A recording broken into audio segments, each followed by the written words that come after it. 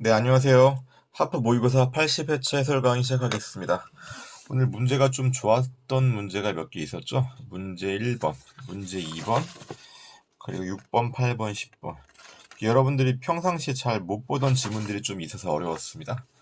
가져갈 만한 내용이 좀 있습니다. 문제 3번 같은 경우도 약간 어렵기는 했는데, 뭐랄까, 이건 약간 좀 강론 비스무리한 내용이 있어가지고, 일단 문제 1번부터 순서대로 보겠습니다.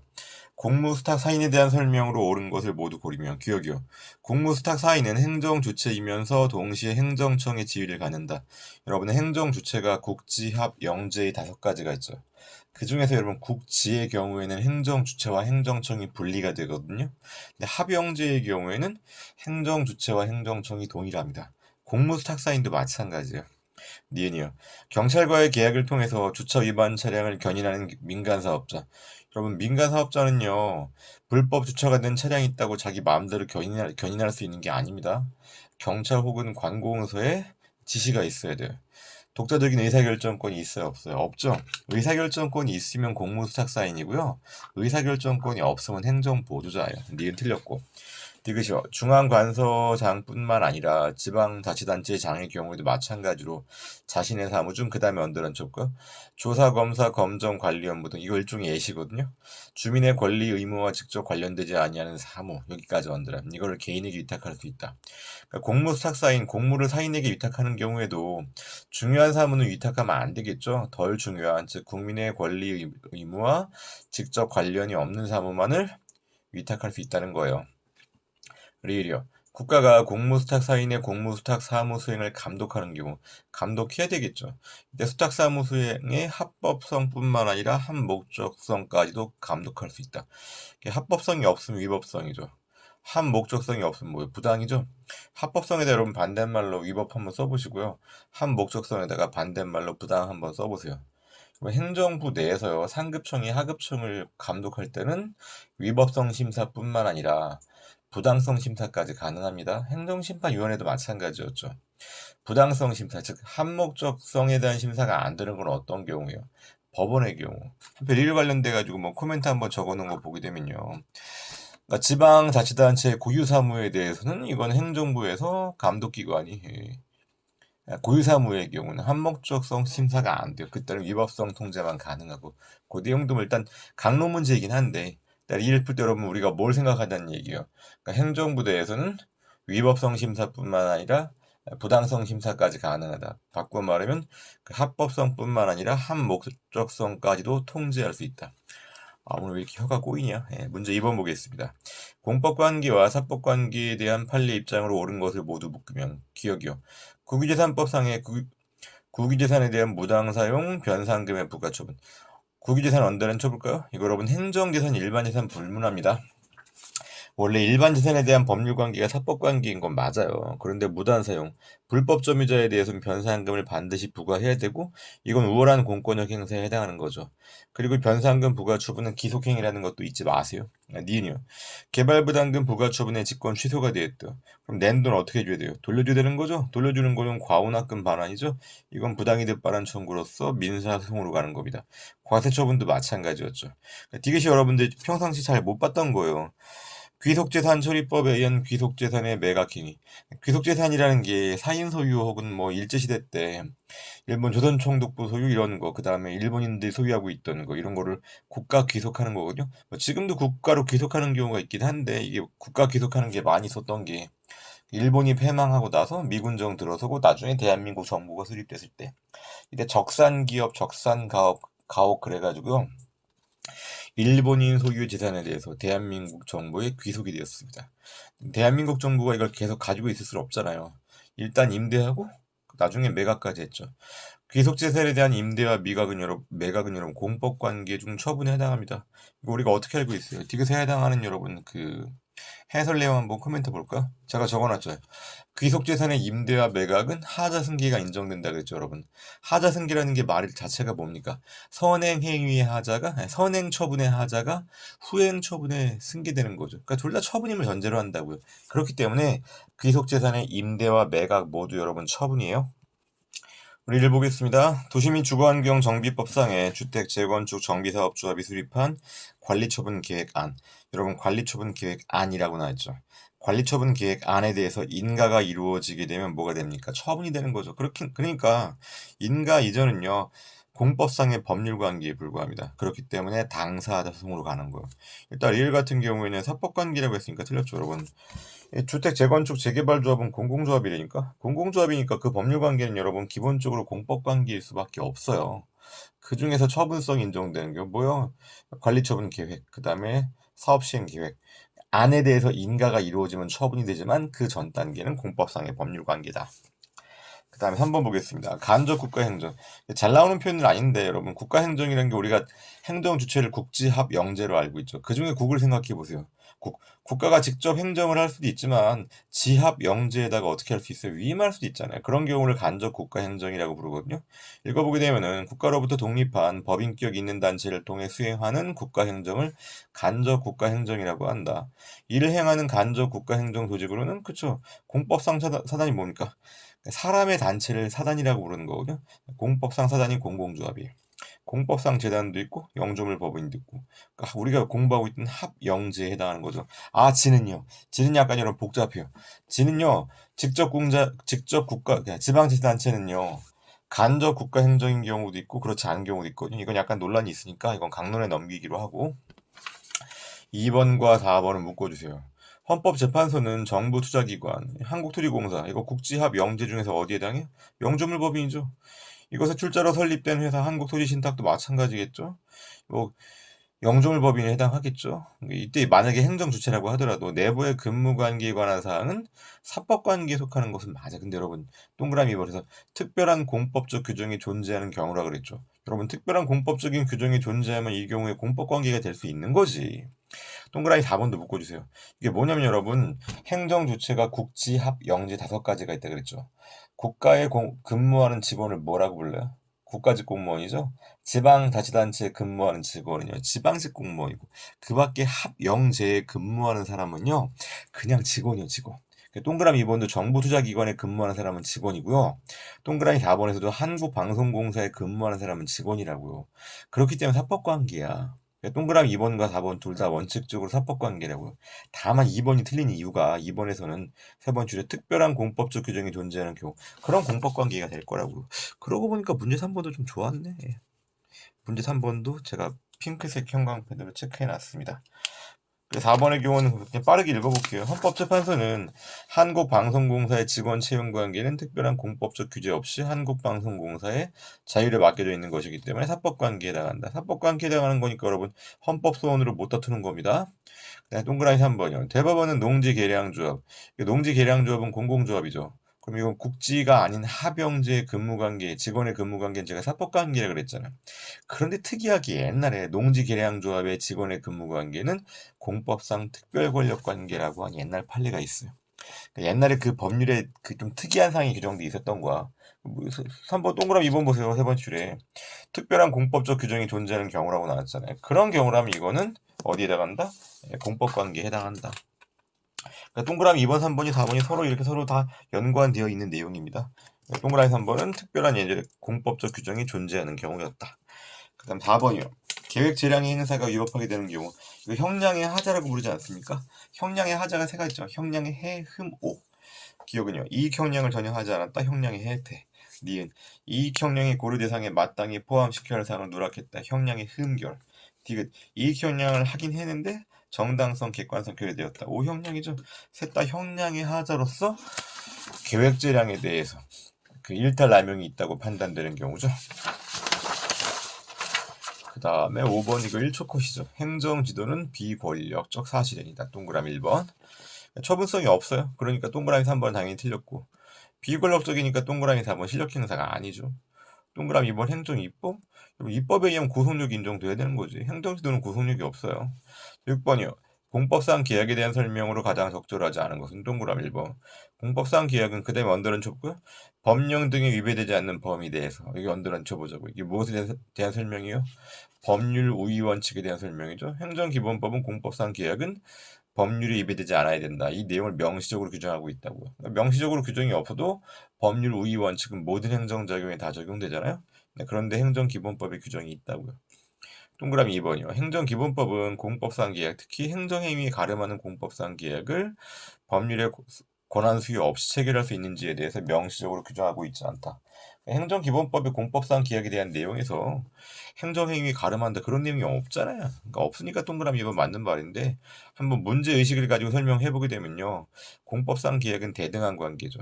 행정행위는요. 처분은 우월한 공권력 행사죠. 그렇기 때문에 이거 행정행위를 공법상 계약으로 가름하는 게 가능할 것인지에 대해서 논란이 있어요. 견해 대립이 있다고요. 그 정도만 알아둡시다. 동그라미 3번이요. 공법상 계약은 비권력적인 행위로서 여기까지 뭐 일단 맞다고 봅시다. 반드시 문서에 의할 필요는 없다? 아니죠. 공법상 계약은 문서에 의하여야 한다라고 나와 있어요. 여기서 예외 규정이 없어요. 그래서 해설 한번 볼까? 보게 되면은 행정기본법 내용 보니까 이 경우 계약의 목적 및 내용을 명확하게 적은 계약서를 작성하여야 한다라고 서면주의, 문서주의로 나와 있습니다. 그럼 고들은 체결 안 되는 겁니까? 일단 행정기본법만 놓고 보면 그래요. 만약에 개별법에서 구두로 가능하다는 규정이 있다면 모르겠지만 행정기본법상으로는 문서주의만 규정하고 있다. 예외 없어요. 동그라미 4번이요. 공법상 계약의 효력을 다투거나 이행을 청구하는 소송. 이거 공법상 계약에 대한 다툼이죠? 그럼 공법상 당사자 소송으로 가는 거죠. 한편 여러분 또 언더는 쳐볼까요? 분쟁의 실질이 손해배상액이 구체적인 산정 방법 금액에 국한. 손해배상 청구죠. 이 경우에는 민사소송으로 가야 되겠죠. 7번 보겠습니다. 행정의 실효성 확보 수단에 대한 설명으로 옳지 않은 것은 동그라미 1번. 계고서라는 명칭이 한 장의 문서로 일정 기간 내 위법 건축물의 자진 철거를 명함. 이거 하명이죠. 동시에 그 소정 기간 내 자진 철거를 하지 아니할 때는 대집행할 뜻을 미리 계고죠. 그러니까 하명 그리고 하명 불이행에 따른 강제집행의 1단계로서 계고 이 두 개를 한 장의 문서로 썼단 말이죠. 한 장의 문서로서 하더라도 각각의 필요한 사항, 기재사항이 다 기재가 되어 있으면 이건 유효하다고 보는 겁니다. 그래서 여러분 뭐라고요? 한 장의 문서로서 하명과 계고가 모두 이루어질 수 있다. 동그라미 2번이요. 이행강제금은 행정상 간접적인 강제집행 수단 맞죠? 과거 일정한 법률 위반 행위에 대한 제재. 이거 형벌에 대한 개념 정의죠. 이게 아니라고요. 장래 의무 이행 확보를 위한 강제 수단. 장래의 의무 그러니까 이행 강제를 위한다고요. 의무 이행 강제를 위한 제재입니다. 그래서 범죄에 대해서 국가가 형벌권을 실행하는 과벌에 해당하지 않는다. 그러면 형벌이 아니란 얘기죠. 그렇기 때문에 여러분 이중처벌금지 원칙도 적용되지 않습니다. 이중처벌금지 원칙에서 말하는 처벌은 형벌만 얘기하는 거거든요. 행정형벌만 형벌이에요. 그 다음 동그라미 3번이요. 세무조사 결정이 있게 되면 그 납세 의무자는 세무조사를 받을 수 참을인, 받고 여기에 대해서 응해야 될 의무가 발생하죠. 그러니까 처분성이 있습니다. 동그라미 4번. 토지 건물 등의 인도 의무라고도 부르고 명도 의무라고도 부르는 거죠. 이건 비대시적, 남이 대신해 줄 수 없는 거죠. 그렇기 때문에 대집행이 아니라 뭐로 가야 돼요? 직접 강제로 가야 되는 거죠. 대집행 대상은요. 대체적 자기 의무로 해야 돼요. 자, 문제 8번이요. 부작위법 확인 판결 효력에 대한 설명으로 옳지 않은 것은 동그라미 1번. 부작위법 확인 판결에는 취소 판결의 기속력에 대한 규정이 준용돼요.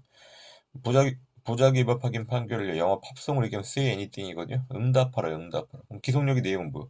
행정청아 너 응답해줘. 기속력이 한번 써보라고. 응답하라라고 써도 좋고 say anything이라 써도 좋아요. 거부처분 취소 판결의 간접 강제에 관한 규정이 준용된다. 뭡니까?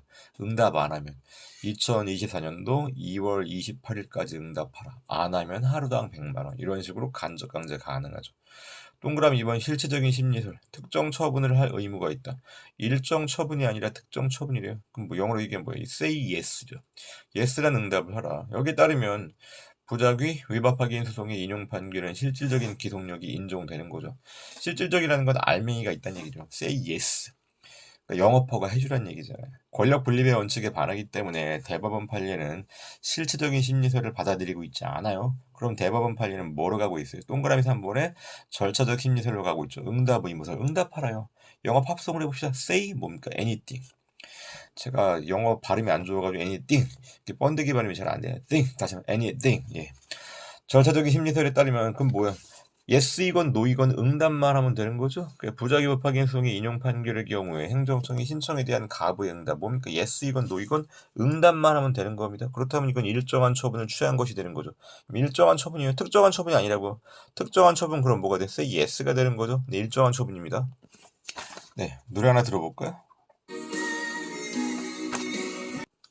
이게 엑스제팬 노래를 해가지고 딱 영어 그 가사 나오는 부분만 딱 했습니다. You say anything. 무슨 말이라도 좀 해줘요. 뭐 이런 내용이거든요. 하여튼 가사 들어보면 그래요. 동그라미 4번이요. 절차적인 심리설 응답 의무설에 따르면 신청의 대상이 기속행위인 경우에 행정청이 거부 처분을 했다. 그럼 여러분 일단 위법하긴 하겠죠. 신청의 대상이 기속행위다. 요건 충족했으면 어떻게 돼요? 영업허가 해줘야 되는 거지. 그런데 행정청이 거부 처분을 했다. 그렇다고 하더라도 부작위 위법확인 소송에서는 재처분 의무를 이행한 거 맞아요. 그럼 상대방이 이제 어떻게 해야 됩니까? 거부 처분 취소 소송을 다시 제기해야 되는 거죠. 그러다 보니까 소송을 두 번 제기해야 돼. 분쟁의 일회적 해결에 반한다는 비판은 있어요. 그래서 의무 이행 소송을 도입하자는 얘기가 있는데 뭐 아직 도입은 안 됐으니까. 자, 문제 9번이요. 보기 중 판례에서 공법상 당사자 소송의 대상으로 본 것을 모두 고르면 기획 도시재개발조합 조합원의 자격 인정 여부. 여러분 재개발조합과 조합원의 관계는 여러분 이거 공법 관계죠? 조합원은 조합을 구성하는 관계. 여러분 헷갈리지 마세요. 조합 직원은 어때요? 조합 직원은 조합에서 월급 받고 일을 하는 사람이기 때문에 이건 사법 관계예요. 그런데 조합원의 경우에는 조합을 구성하니까 공법 관계다. 당사자 소송 맞죠? 자, 니은과 디귿은 비교해 보셔야 되겠죠. 광주 민주화운동 관련자 보상 등에 관한 법률에 의해서 관련자 및 유족들이 갖게 되는 보상 등에 대한 권리. 광주 민주화운동 보상에 관한 특별법은요, 광주 민주화운동 진상규명이 있은 뒤에 이루어진 후속입법이요. 그렇기 때문에 보상 대상자가 누구인지 이미 확정이 되었어요. 그러니까 해당 법률에 의해서 해당 심사위원회가 새로이 보상 대상자를 결정하는 게 아니라고요. 처분성이 없어요. 그러니까 당사자 소송이죠. 디귿이죠. 민주화운동 관련자 명예회복 및 보상 등에 관한 법률상의 보상심의위원회 보상금 지급 결정. 디귿은 여러분 니은 광주민주화운동은요. 광주민주화운동 5월 18일을 전후해서 며칠에 대한 법이죠. 디귿 민주화운동 관련자 명예회복 이건요. 대한민국의 군사정권 5.16 쿠데타로 박정희 정부가 들어온 때로부터 노태우 정부 때까지 20몇 년 동안 거의 30년이죠. 그러니까 30년 넘게지. 30년 넘게 이루어졌던 군부 정권에서 독재 항거하다가 그 피해를 입은 분들에 대한 보상에 관한 입법이거든요. 그렇기 때문에 여러분 한 30년 넘어가는데 여러분 30년 넘어가는 기간 동안 깜빵 갔다 왔으면 다 그게 민주화운동 관련자입니까? 그럴 리가 없잖아요. 독재 정권 하에서도 도둑놈도 있었고 조폭도 있었을 거라고. 그렇기 때문에 실제로 보상금 지급 대상자인지에 대한 심의와 결정 판단이 필요해요. 그럼 여기서 말하는 보상금 지급 결정은 처분성이 인정되죠. 처분성이 인정되니까 항고 소송으로 가야 되는 거죠. 자, 리력. 서울특별시 무용단원의 해촉. 서울특별시 무용단원 여러분 공무원이죠? 서울특별시 무용단원 공무원인데 여러분들처럼 61세까지 신분 보장을 받는 일반직 공무원이 아니라 계약직 공무원입니다. 계약직은 일정 기간마다 계약을 갱신하는 거죠. 갱신 안 할 수도 있고.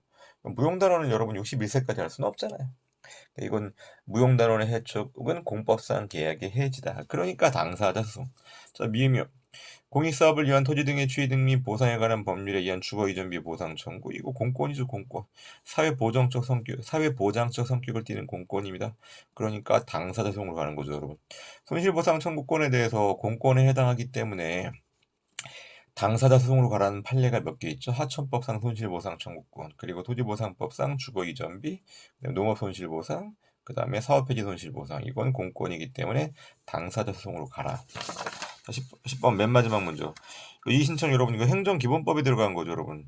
행정기본법상 여러분, 그러니까 이게 처음에 행정기본법 제정될 때 들어간 게 아니라 그 뒤에 1년인가 간격 두고 들어가가지고 이게 작년 하반기부터 문제가 나오고 있거든요.